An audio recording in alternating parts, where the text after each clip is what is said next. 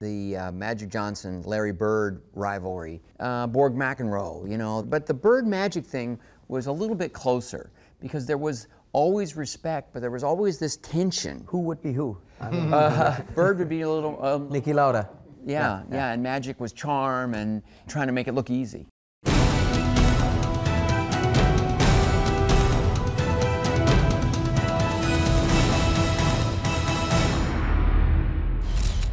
Who's that? It's Niki Lauda. He's just been signed by Ferrari. James Hunt is a proven winner at the highest level. Is there a question? Or are you just trying to piss me off?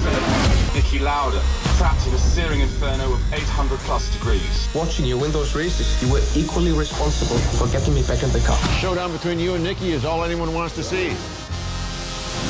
I had a couple of amazing opportunities. These are kind of like great life experiences. At Nürburgring, we were doing some publicity. This is the place where he had his accident. I was going to show it to Niki. We were going to just drive out to this place where we were going to do an interview at the accident site, and he was driving. He started talking about turns, and he remembered. And then suddenly we were going faster and faster, and I realized he was flying over the Nürburgring again, you know, and it was pretty wild. It was weird to see, I guess, for you too, to watch Niki watching the movie.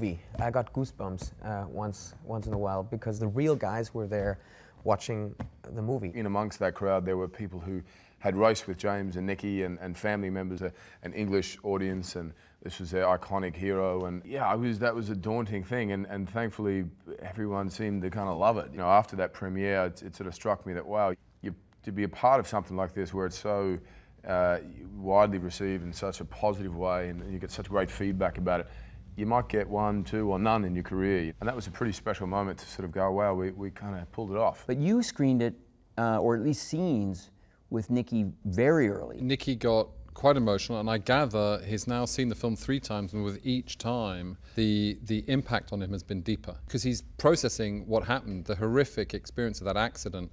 He shut that down just in order to be able to get on with his life. And I think now the film is making him confront it for the first time. I was told by his wife that after the last screening, which was the London premiere, he had a completely sleepless night. As the film goes on, you know, I think Niki's response to it emotionally will change and develop. He's the kind of guy that never looks back. I mean, he doesn't even have his trophies. That's all bullshit. Yeah, all the Grand Prix wins, gone, doesn't matter. That's all bullshit. I had a great screening at Nürburgring. Some of the Formula One elite of today, and many people who, you know, were there, knew the story before, and I suddenly became really, you know, anxious about this. Watched the movie, and they were so quiet. And this movie has a lot of laughs in it. You know, it's an audience participation movie.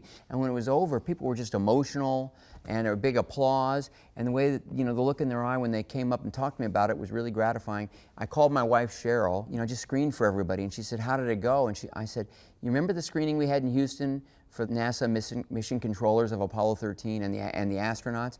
She said, "Yeah." And I said, "I never believed I'd have another one of those screenings in my life." And this movie's been accepted in the same way.